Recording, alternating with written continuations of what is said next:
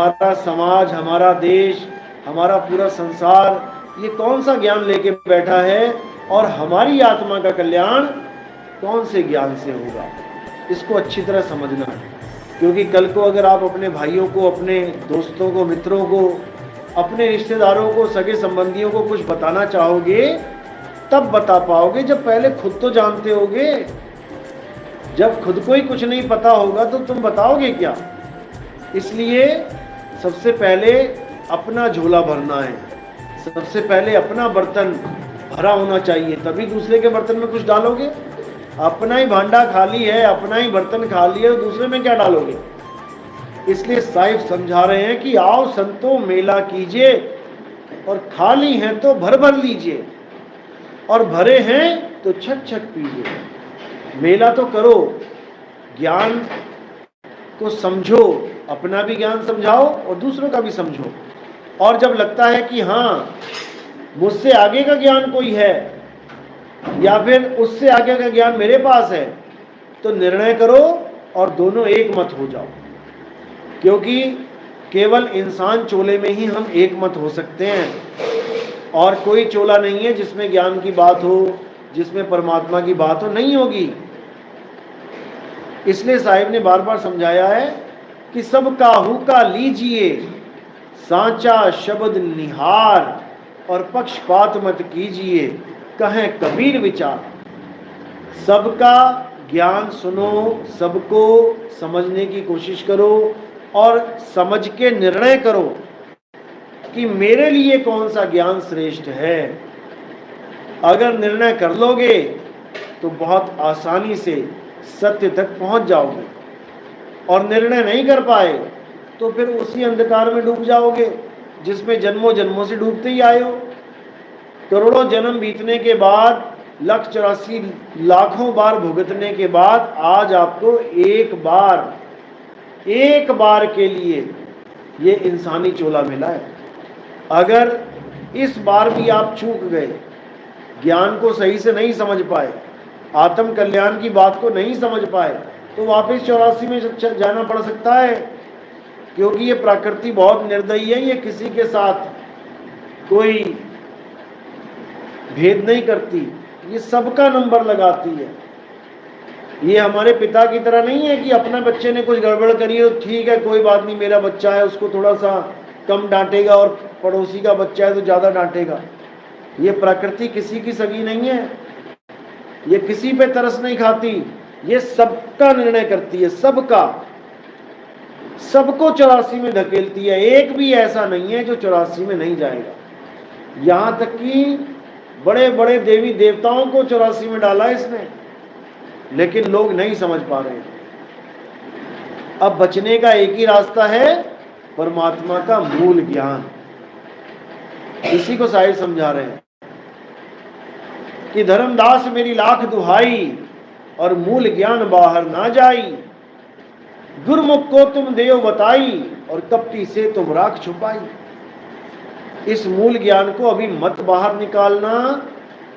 कोई जिज्ञासु जीव आता है जो सच में परमात्मा को चाहता है तो उसकी परीक्षा लेके उसे ये मूल ज्ञान समझा देना, लेकिन इसको अभी एक्सपोज मत करना, इसका खुलासा मत करना, वरना आने वाले समय में घर घर में एक गुरु बन के बैठा होगा, गांव गांव में परम गुरु बन के बैठा होगा, शहर शहर में सब सतगुरु बन के बैठे होंगे।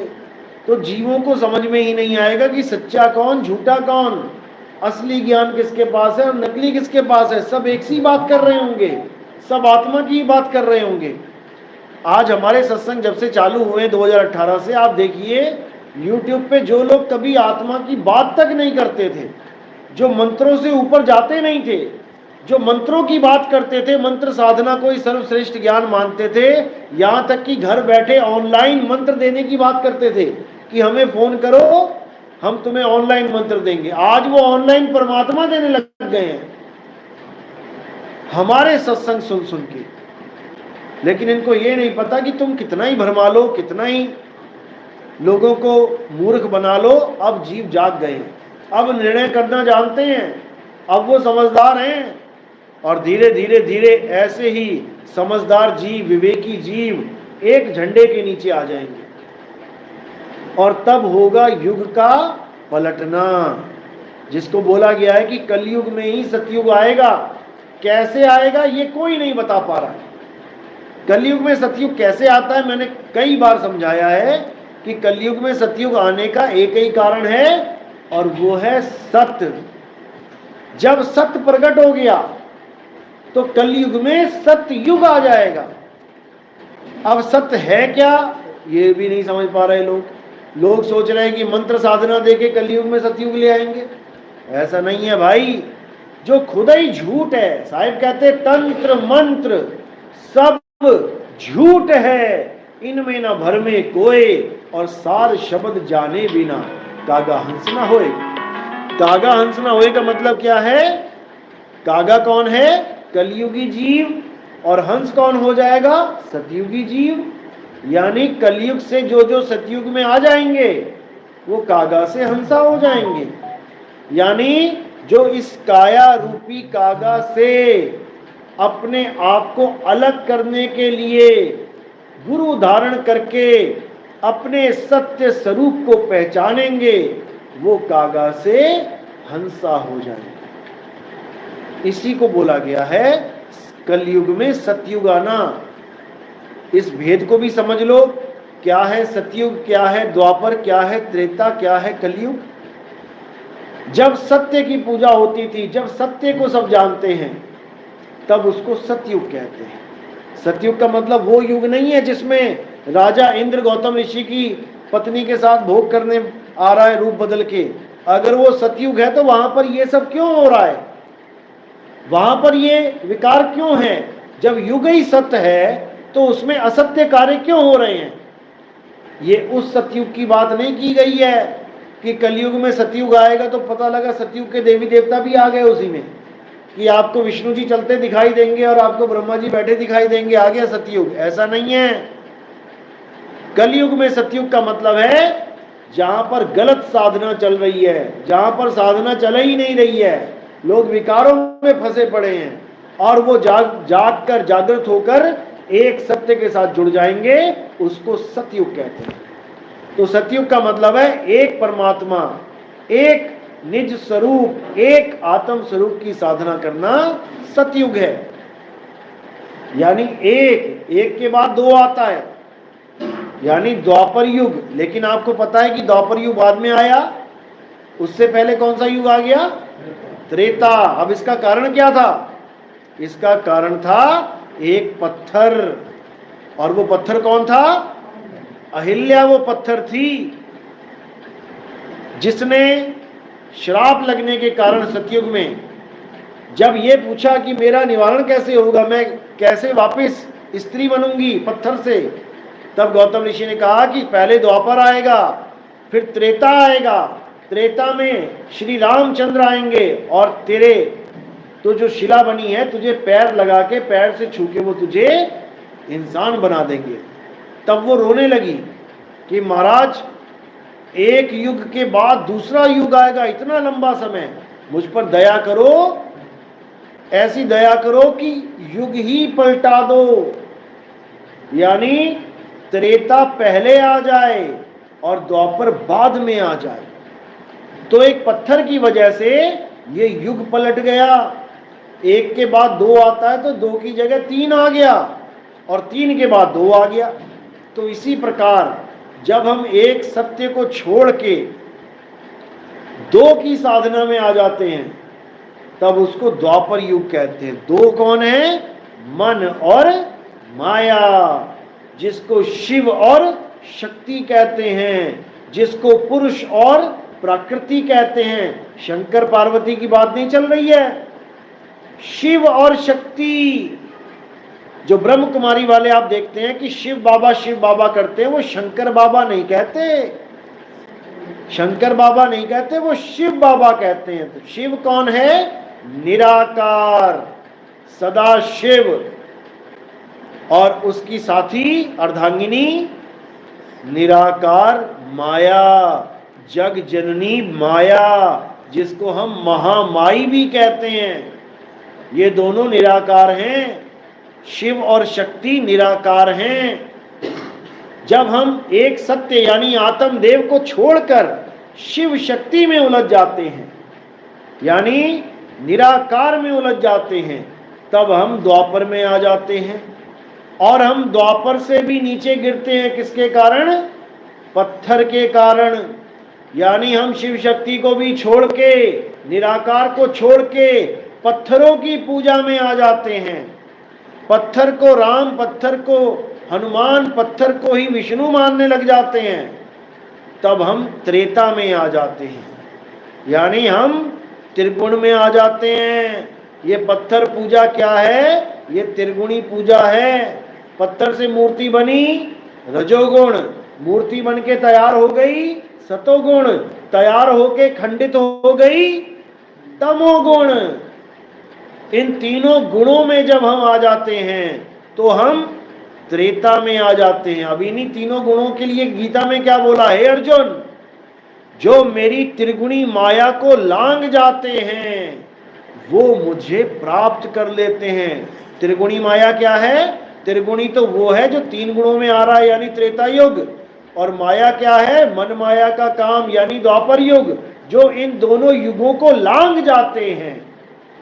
यानी जो त्रेता में भी नहीं रहे और द्वापर भी लांग गए, वो सतयुग में पहुंच जाते हैं, वो सत्य तक आ जाते हैं। और उसी प्रकार कलयुग में सतयुग आ जाता है। तो सतयुग पता लग गया, द्वापर पता लग गया, त्रेता पता लग गया। अब कलयुग क्या है? कलयुग है कल पुर्जों का युग, मशीनों का युग। क्या आपने किसी देवी देवता को किसी गाड़ी में, कार में बैठे देखा? किसी मोटरसाइकिल पे बैठे देखा? किसी हवाई जहाज में उड़ते देखा? नहीं देखा। वो बेचारे रथों में रहते गए। कोई यान मिला भी तो वो पुरानी कैटेगरी का यान। आज के जो आधुनिक अस्त्र शस्त्र, आधुनिक जो जितने भी तामझाम जो है, ये केवल हम ही यूज कर पा रहे हैं, ये कलयुगी जीव यूज कर पा रहा है। तो जो इन चीजों में उलझकर तीन देवों से भी नीचे गिर जाए, यानी देवी देवताओं की भी पूजा ना कर पाए। कितने लोग हैं जो देवी देवताओं तक को नहीं मानते, भगवान को नहीं मानते, परमात्मा को नहीं मानते, जिसको हम नास्तिक कहते हैं। पूरा पूरा देश नास्तिक है इस दुनिया में, जो किसी को नहीं मान रहा।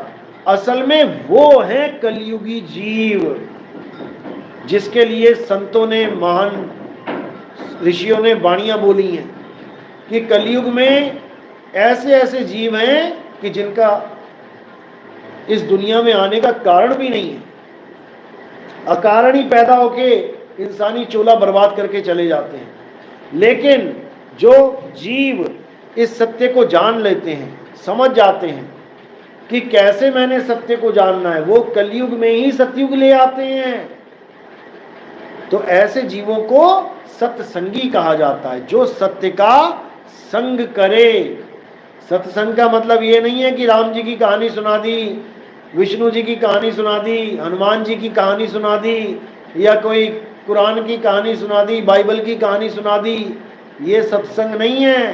सत्संग का मतलब है उस सच्चे, उस सत्य, उस पाक, उस हक के साथ जुड़ जाना, उसका संग कर लेना, उसको सत्संग कहते हैं। तो सत्संग कैसे कर पाओगे? सत्संग कोई सुनने की चीज नहीं है कि कोई कहानी सुन ली। सत्संग विवेक की चीज है। बिना विवेक के आप सत्संग कर ही नहीं सकते, सत्य का संग हो ही नहीं सकता। तो इसको अच्छी तरह समझना पड़ेगा। तो विवेक के द्वारा हम सत्य और असत्य का निर्णय करेंगे और सत्य के साथ जुड़ेंगे, असत्य को त्यागेंगे। बस यही इंसानी जन्म का लक्ष्य है, इसके अलावा कुछ नहीं है। तो क्या है असत्य, क्या है सत्य, अच्छी तरह समझ लो। क्या है असत्य? हे अर्जुन, इस संसार में जो भी चीज इस आंखों से दिखाई दे रही है, कोई भी वस्तु, जड़ वस्तु जो तुम्हें दिखाई दे रही है, ये शरीर, ये काया, ये माया, ये जो कुछ भी तामझाम तुम्हें दिखाई दे रहा है, वो सब असत्य है, वो सब असत्य है। और सत्य क्या है? जो तुम्हें इन आंखों से नहीं दिखाई दे रहा, लेकिन जो कभी पैदा और नष्ट भी नहीं होता। आंखों से तो हवा भी दिखाई नहीं देती, लेकिन पैदा और नष्ट होती है। आंखों से तो आसमान के सूक्ष्म तत्व भी दिखाई नहीं देते, लेकिन पैदा और नष्ट होते हैं। इसी प्रकार जो चीज पैदा होती है और जो नष्ट हो जाती है, हे अर्जुन, वही असत्य है। जो भी तुम्हें आंखों से दिखाई दे रहा है वो सब असत्य है। जो भी चीज बदल रही है, पल पल बदल रही है, वो सब असत्य है।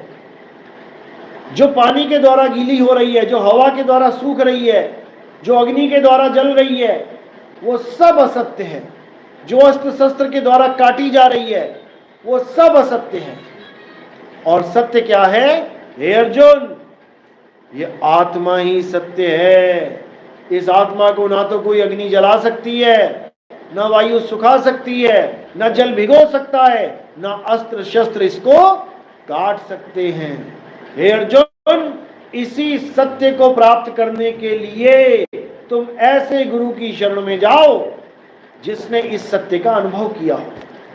और ये सत्य आत्मा है, इसी आत्मा का ही सारा खेल है। इसीलिए बोला गया, हे अर्जुन, अध्याय 3 17वां श्लोक, जो अपनी आत्मा में रमण करते हैं, जो अपनी आत्मा में तृप्त हैं, जो अपनी आत्मा में संतुष्ट हैं, उनके लिए कोई धार्मिक कर्म कर्तव्य लागू ही नहीं होता। क्योंकि इसी 17 श्लोक से पहले आप देखेंगे 13, 14, 15, 16, उसमें यही समझाया गया है कि हवन करो, यज्ञ करो, देवताओं को प्रसन्न करो, पूजा पाठ करो, बचा हुआ अन्न प्रसाद के रूप में ग्रहण करो। जो ये नहीं करते हैं वो अधम है, नीच है, पापी हैं, ये बोला गया है। लेकिन किंतु जो आत्मा में रमण करते हैं, जो अपनी आत्मा में तृप्त हैं, जो अपनी आत्मा में संतुष्ट हैं, उनके लिए ये कर्म लागू ही नहीं होता। यानी उनको अपने पूरे जीवन काल में एक बार भी मंदिर जाने की जरूरत नहीं पड़ेगी। उनको अपने पूरे जीवन काल में एक बार भी मस्जिद में जाने की जरूरत नहीं पड़ेगी। उनको अपने पूरे जीवन काल में एक बार भी गुरुद्वारे या चर्च जाने की जरूरत नहीं पड़ेगी। जो अपनी आत्मा को जान लेंगे वो परमात्मा को जान लेंगे।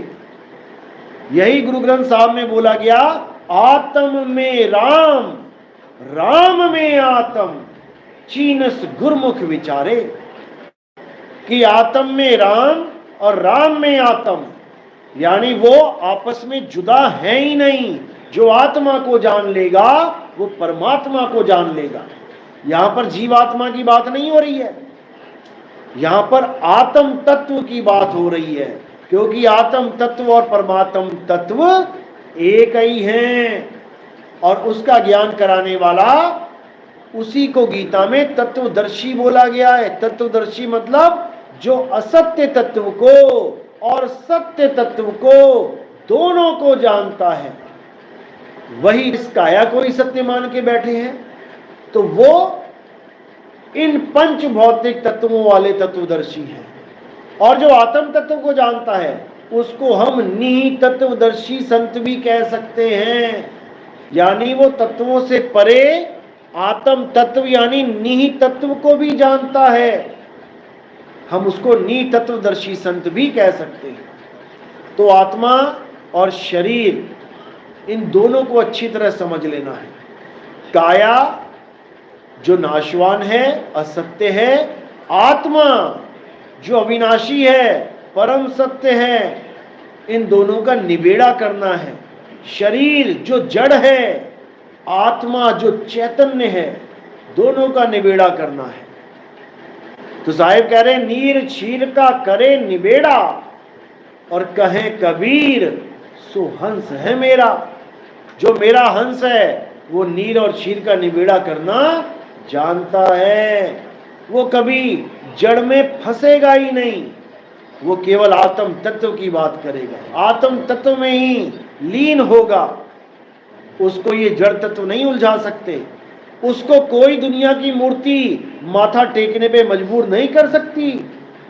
लेकिन एक अज्ञानी माथा टेकेगा जैसे ही मूर्ति दिखेगी, और एक ज्ञानी माथा कभी नहीं टेकेगा जब भी उसे मूर्ति दिखेगी, बल्कि वो मूर्ति बनाने वाले का गुणगान गाएगा। वो मूर्ति की तारीफ नहीं करेगा, वो मूर्ति बनाने वाले की तारीफ करेगा कि कितनी सुंदर मूर्ति बनाई है इस आदमी ने। तो ये है जड़ और चेतना का भेद, क्योंकि जो एक मूर्ति बना सकता है वो उससे भी अच्छी, उससे भी प्यारी 1000 मूर्तियां बना सकता है। जो एक प्यारा भगवान बना सकता है, लोग मूर्तियां देख के उसका गुणगान करते हैं, कितनी प्यारी मूर्ति है, कितनी प्यारी शक्ल है, कितने प्यारे नयन है। अरे उसने, जिसने इसको बनाया है, सोचो उसकी कितनी प्यारी कला है, जो उसने ऐसी आंखें बना दी हैं जो तुम्हारा मन मोह लिया उसने, जो ऐसा सुंदर चेहरा बना दिया उसने कि तुम्हारा मन मोह लिया उस चेहरे ने। तो सोचो उसकी कला कितनी प्यारी है, उसने भगवान को गढ़ दिया।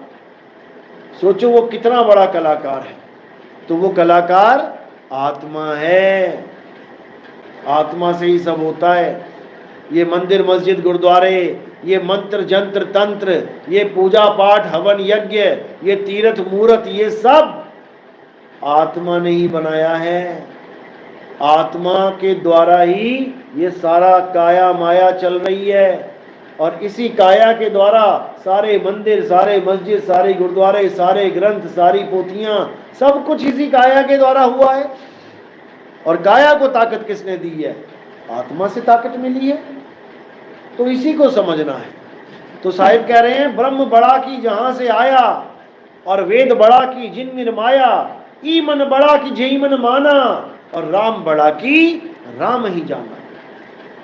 साहिब कह रहे हैं, जिनकी तुम महिमा गा रहे हो, अरे वो आए कहां से हैं?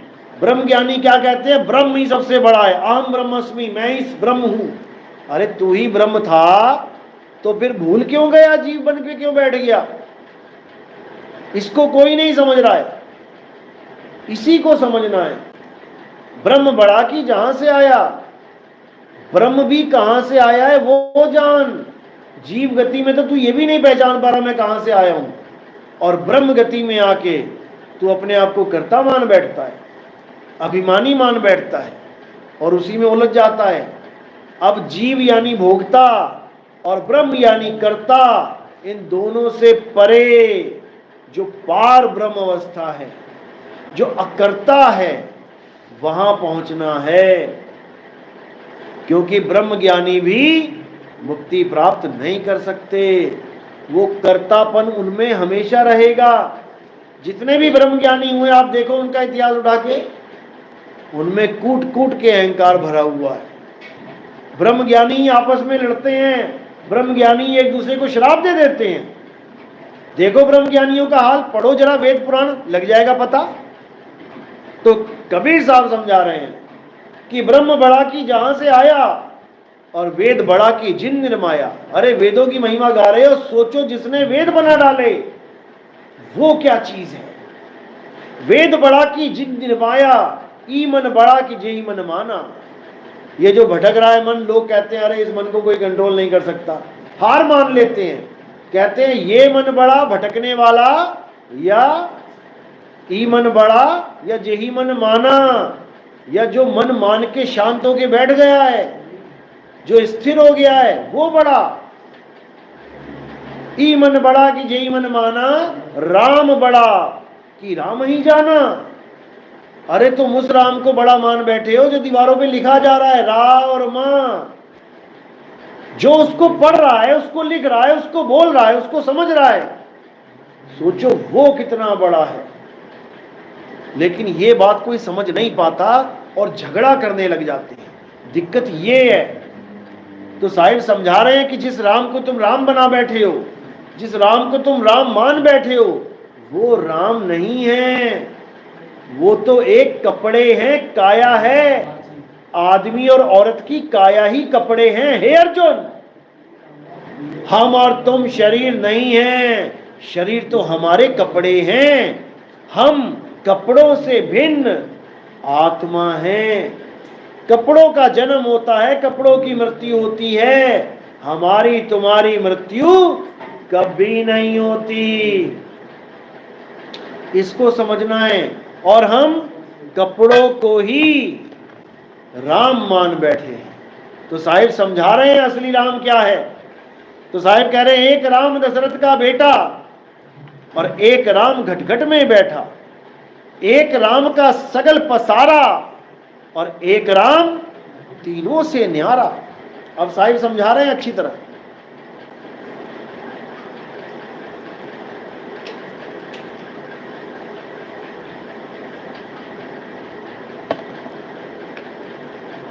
कि एक राम दशरथ का बेटा। अब जो सारी दुनिया जिसको राम समझ रही है, धनुष बाण वाले राम, वो दशरथ के बेटे हैं, यानी किसी के पुत्र हैं। और पुत्र क्या है? ये काया ही किसी का पुत्र है। जैसे आपके बच्चे, आपके पुत्र, आपकी पुत्री काया है, आपने उसकी काया को जन्म दिया है, उसकी आत्मा को नहीं। तो पहला राम है काया। एक राम दशरथ का बेटा काया राम, तन राम। एक राम दशरथ का बेटा, एक राम घट घट में बैठा। जो हर शरीर में बैठा है वो कौन है? जीव राम। आपकी काया में आपका जीव, हमारी काया में हमारा जीव, सबकी काया में सबका जीव, जिसकी वजह से काया जीवित है, काया में जीवन है। जीवन नाम क्यों रखा गया है? जीव से। जिसके शरीर में जीव है वो जीवित है, जिसके शरीर में जीव नहीं है वो निर्जीव है, मृत है। जो काया चल रही है वो जीवित है, यानी अभी उसका जीवन शेष है। कब तक शेष है? जब तक उसमें जीव है। तो शरीर अलग है और जीव अलग है। जीव ही शरीर को जीवन देता है। तो दो राम यहां पे निबेड़ा हो गया। एक राम दशरथ का बेटा, एक राम घटघट में बैठा, एक राम का सगल पसारा।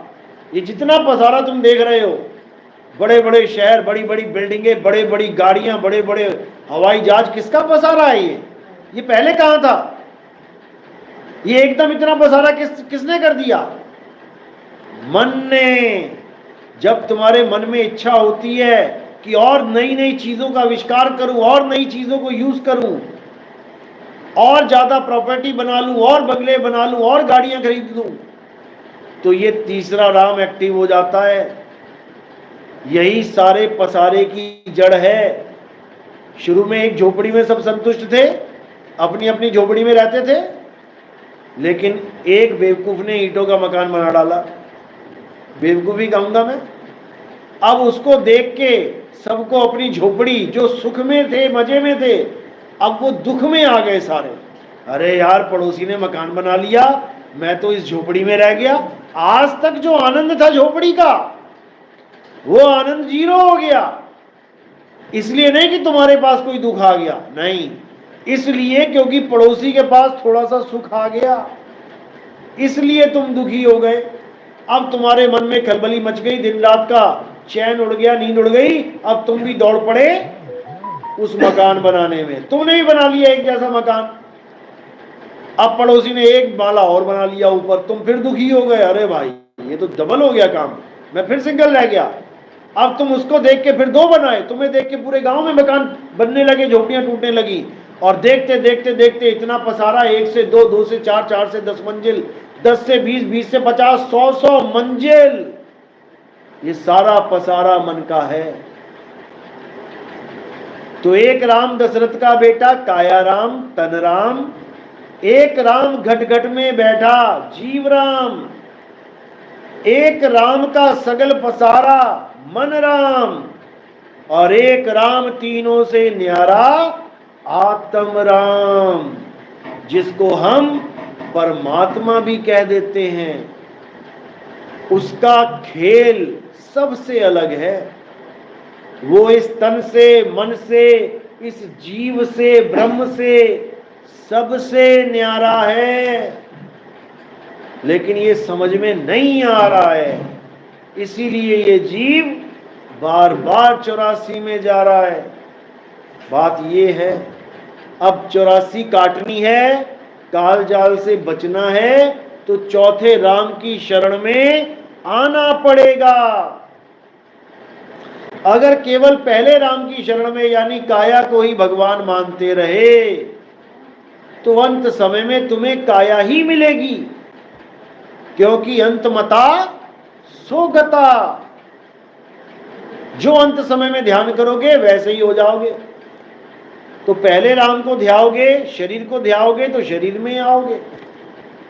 दूसरे राम यानी जीव अवस्था में रहोगे तो 84 में जाओगे, क्योंकि 84 में कौन भटक रहा है? जीव। जग में जीव अनंत न जाने पीव को, अरे बहुत कहा समझाए 84 के जीव को। अब जीव अवस्था वाले जो गुरु हैं, जो जीव को ही सर्वे सर्वा मानते हैं, जो जीव को ही पीव बना बैठे हैं, जो जीव को ही परमात्मा सिद्ध कर देते हैं, जो जीव को ही आदि अनादि बोल के, इस प्रकृति मंडल को भी आदि अनादि बोल के, 6 तत्वों को आदि तत्व बोल के जीवों का सत्यानाश कर देते हैं। अगर आप इसी जीव ज्ञान में रहोगे तो मुक्त नहीं हो पाओगे। इसके बाद जो मन है, निराकार मन, जो निराकार को परमात्मा कह देते हैं, जो मन को खुली छूट दे देते हैं कि कभी मन को नहीं दुखाना चाहिए। मन कह रहा है मीठ खाना है, खा लो। मन कह रहा है शराब पीनी है, पी लो। मन कह रहा है व्यभिचार करना है, कर लो। मन कह रहा है अंडा खाना है, दारू पीनी है, पी लो। मन को दुखी मत करो, मन को रोको मत। ऐसे भी गुरु बैठे हुए हैं, ऐसे भी गुरु बैठे हुए हैं, और वो निराकार को ही परमात्मा घोषित कर देते हैं। ऐसे गुरुओं से सावधान। जो गुरु ये कहते हैं कि दूसरे के खान पान पे हमें कुछ नहीं बोलना चाहिए, क्यों नहीं बोलना चाहिए? हमारा कोई भाई है और वो बकरे खा रहा है, तो हमें उसको जगाना चाहिए कि भाई तू बकरे खा रहा है, इसका हिसाब तुझे देना पड़ेगा, तेरा नुकसान है इसमें। अब कोई कहे बकरे तो शरीर खा रहा है, आत्मा थोड़ी नहीं खा रही है, तो डंडे भी शरीर को ही पड़ेंगे, आत्मा को थोड़ी नहीं पड़ेंगे। तो कत्ल भी शरीर का ही होगा, आत्मा का थोड़ा नहीं होगा। तो कर दो कत्ल किसी का, किसी को मार दो। क्यों नहीं मार रहे हो? क्योंकि पता है कि सजा भुगतनी पड़ेगी और जल्दी मिल जाएगी। बकरा खाना, मुर्गी खाना, अरे ये तो अगले जन्मों में चला जाएगा काम, देखा जाएगा। अभी जीव का स्वाद क्यों खराब करें? देखा नहीं जाएगा, भुगता जाएगा, भुगतान देना पड़ेगा इसको जबरदस्त।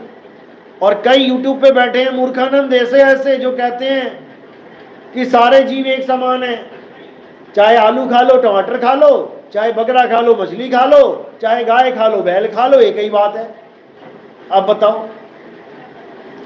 और उदाहरण क्या देंगे गुरु ग्रंथ साहब का कि मांस मांस कर मूरख झगड़े, जेते दाने अन्न के जीवा वाज न कोई। ये 2 लाइनें सुना देंगे आपको। कहेंगे मांस मांस कर मूरख झगड़े, यानी जो मूर्ख है वो मांस मांस करके झगड़ा करते हैं कि तू मांसाहारी है, तू नरकों में जाएगा। ऐसा नहीं है, कोई नरकों में नहीं जाएगा, ऐसा बोलते हैं वो लोग। और जेते दाने अन्न के जीवा वाजना कोई, ये बता के कहते हैं कि देखो अन्न में भी जीव है। आप अन्न खा रहे हो तो जीव हत्या कर रहे हो, हम मुर्गा खा रहे हैं तो जीव हत्या कर रहे हैं, तो आप भी जीव हत्या कर रहे हो, हम भी जीव हत्या कर रहे हैं। तो इसमें पाप और पुण्य कहाँ है? ऐसे ऐसे धुरंधर बैठे हैं, ऐसे ऐसे लोग बैठे हैं भरमाने के लिए, लेकिन भरमना नहीं है, अच्छी तरह समझना है। जेते दाने अन्न के जीवा वाजना कोई, बिल्कुल सही बाणी लिखी है। ये समझाया जा रहा है कि केवल शाकाहारी होने से, केवल पुण्य करने से भी मुक्ति नहीं मिलेगी, क्योंकि तुमने जीवों को कत्ल किया है। क्योंकि दाने में भी तो है जीव, भिंडी गोभी में भी तो है जीव, उसका हिसाब कौन देगा? अगर तुम केवल ये सोच रहे हो कि मैं किसी को मीट ना खाऊं, मैं अंडा ना खाऊं, मैं नशे ना करूं, मैं अच्छे अच्छे काम करूं, मैं मुक्त हो जाऊंगा, वो भी नहीं होगे, क्योंकि जो तुम खा रहे हो वो भी जीव ही है। लेकिन फर्क क्या है, इसको भी समझ लो। आपने एक भिंडी तोड़ी, या आपने एक टमाटर तोड़ा, आपने गाजर मूली उखाड़ी और खा गए, अब बताओ आप पे केस लगेगा क्या? कोई आप पे केस लगा सकता है क्या कि भाई इसने आज के दिन में 5 गाजरें खा ली, इस पे 5 जीवों के कत्ल का केस लगाया जाता है। अब जीव वो गाजर भी है, इसमें कोई शक नहीं, और जीव आप भी हो, इसमें भी कोई शक नहीं। जीव वो काला हिरन भी था जिसके ऊपर, जिसको मारने के बाद केस लग गया एक एक्टर पे, जीव तो वो भी था। और जीव मुर्गा भी है, और जीव गाय भी है, और जीव काला नाग भी है, और जीव शेर चीते भी हैं, और जीव मोर भी है। तुम जरा टाइगर को गोली मार के दिखाओ, तुम जाओ जरा जंगल में बंदूक लेके एक टाइगर का कत्ल करके दिखाओ, और जीव है। और तुम एक चींटी को मार दो, वो भी जीव है, दोनों जीव है। अब तुम्हें समझ में आ जाएगा कि एक जीव को मार के क्या हुआ और दूसरे जीव को मार के क्या हुआ, खुद ही समझ में आ जाएगा। टाइगर को मारना गैर कानूनी है, इंसान को मारना गैर कानूनी है, समझे? गाजर मूली उखाड़ के खाना गैर कानूनी नहीं है तो सब जीव। तो फिर क्यों भेदभाव आ गया? और जो लोग ये कहते हैं हम तो जीव जीव ही मानते हैं, गाजर खा लो, बकरा खा लो, एक ही बात है, आदमी भी खा लो, आदमी भी खा लो, अपने बच्चे को खा लो, किसी और के बच्चे को खा लो, तुम तो जीव जीव मानते हो।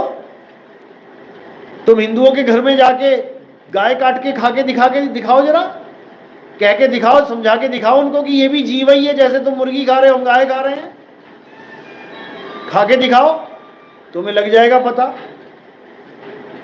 क्योंकि लोगों ने मूर्ख बना रखा है, और लोगों ने भी मूर्ख नहीं बना रखा, लोगों को खुद उनके मन ने मूर्ख बना रखा है।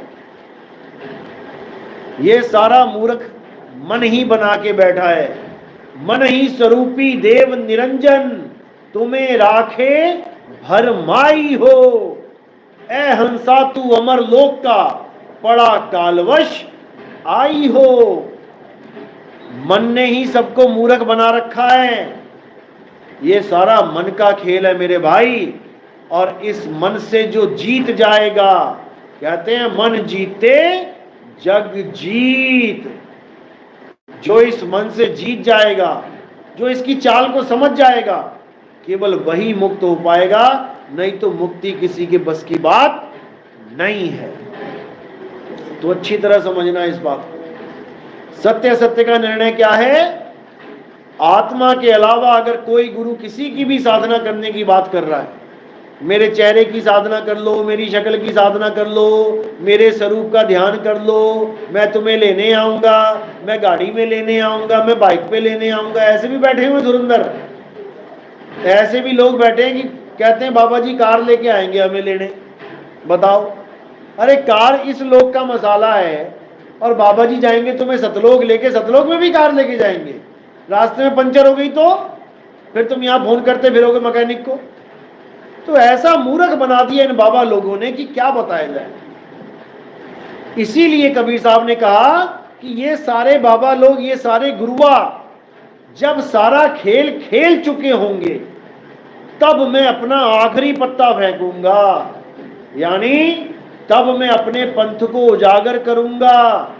और उस पंथ को उजागर करने के बाद सारा विश्व उस एक पंथ में आके जुड़ेगा, जिसके लिए साहिब ने बोला 12 पंथ काल फुरमाना। काल यानी यही मन जो अंदर सारे विचार पैदा कर रहा है, तरह तरह की भक्तियां पैदा कर रहा है, तरह तरह के पूजा पाठ पैदा कर रहा है। ये इतनी पूजा पाठ, इतने मंत्र, इतने जंतर, इतनी आरतियां कहां से आ गई? ये सब मन का खेल है, ये सब मन के अंदर से निकल रही हैं। यही मन के भाव हैं जो मन प्रकट कर रहा है। सतभाव को किनारे कर दिया और मन के भाव को आगे कर दिया। अब इसी को समझाया जा रहा है कि ये जितने भी सत्य को छोड़कर ये फंसाने वाले गुरु बैठे हैं, जितना भी ये सत्य बता रहे हैं, इन सबका खेल खत्म हो जाएगा। 12 पंथ काल फुरमाना, भूले जीव न जाए ठिकाना। ये भूल जाएंगे भक्ति, नकली भक्ति करने में लग जाएंगे और ठिकाने पे नहीं पहुंच पाएंगे। तो कहते 13वें पंथ हम ही चले आए और सब पंथ मेट के एक पंथ चलाएं। यानी मैं ही ज्ञान रूप में गुरु बन के आऊंगा और उस ज्ञान के द्वारा सारे विश्व को एक कर दूंगा। कई लोग मजाक उड़ाते हैं, लो ये करेंगे एक। सारी दुनिया पागल है क्या जो तुम्हें मान लेगी? जब मोहम्मद साहब प्रचार करते थे तब भी दुनिया यही कहती थी, ये करेंगे एक।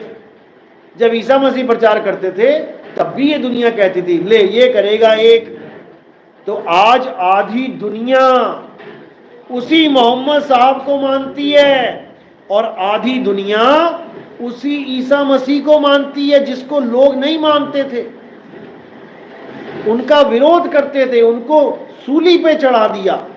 मोहम्मद साहब के ऊपर गंदगी फेंक देते थे, पत्थर भी फेंके। नानक साहब को कितनी गालियां दी, पत्थर फेंके गए, डंडे मारे गए, भगाया गया उनको गांव से। तो सोचो कितने लोग उनको आज मानते हैं।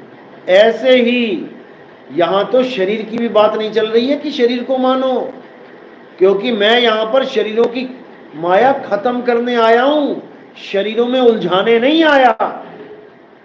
कि कोई सोचे कि बाबा नानक की पूजा करते हैं, रविदास जी की पूजा करते हैं, हम नितिन दास की भी पूजा करेंगे, जब चला जाएगा वो मंदिर बनाएंगे उसके नाम पे। एक भी मंदिर नहीं बनेगा। जितने मंदिर बने हुए हैं ये भी खत्म हो जाएंगे। जब मंदिर में कोई जाएगा ही नहीं तो खत्म ही हो जाएंगे। जब अपने सत्य स्वरूप को पहचान जाएंगे, आत्म स्वरूप को जान जाएंगे, तो कौन जाएगा मंदिर? फिर उनका मन ही मंदिर है। इसी को समझना है।